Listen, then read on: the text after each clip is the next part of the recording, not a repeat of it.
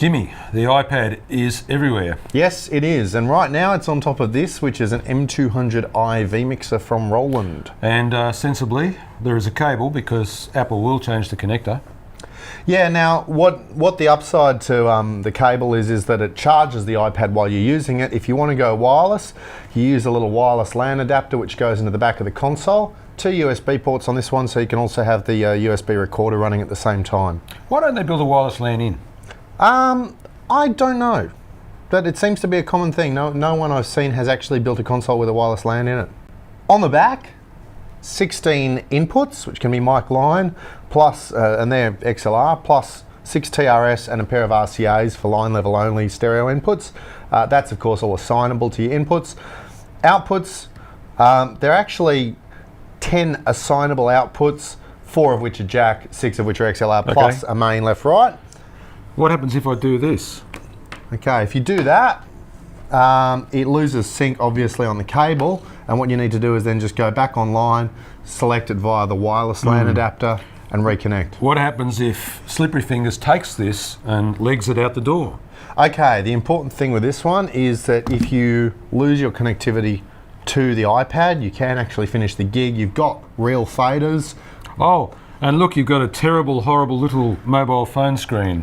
Yeah, it's actually smaller than the screen on my telephone, but you can eventually get It'd do there. It. It'd do it. I can read it from here. I mean, yeah. Look, I mean, like I said in the review, I wouldn't take this to the gig without an iPad. But if someone you know, took the iPad and went to the bar and then forgot to bring it back, you could finish the gig. Do they have a dumb lockout mode where you could take this away and in a church or school, all that happens is people can pull faders and they can't actually get into the parameters? Not really, but the fact is that getting into those parameters on the screen takes a fair bit of digging in some cases. I mean, it's as efficient as it can be with a screen that size and fairly limited navigation. I think your average Year 9 kid would really enjoy doing that digging. Well, maybe. Maybe that's something they can do in firmware later. Hint, hint.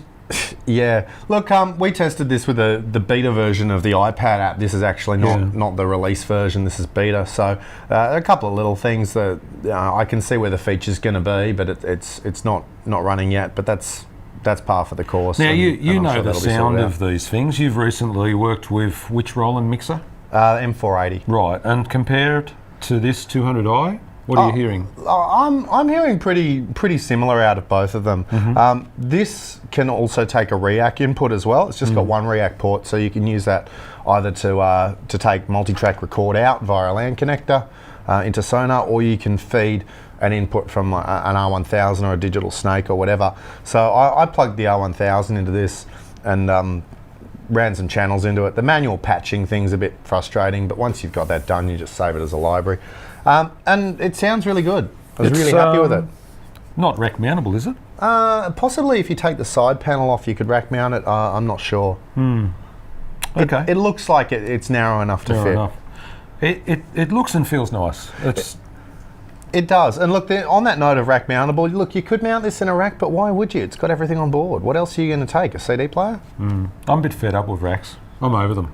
Yeah, look, I mean, this is a really nice little touring solution. If you want to be doing monitors from side of stage and have someone doing a front house mix off the pad, you can actually unlink the fader and knob operation, so you can be doing one thing on here. Years ago with the LS9. Yeah, but it's nice to see. It's a good feature. Yeah. Okay, that's it. Portable, bang for your buck. I like it.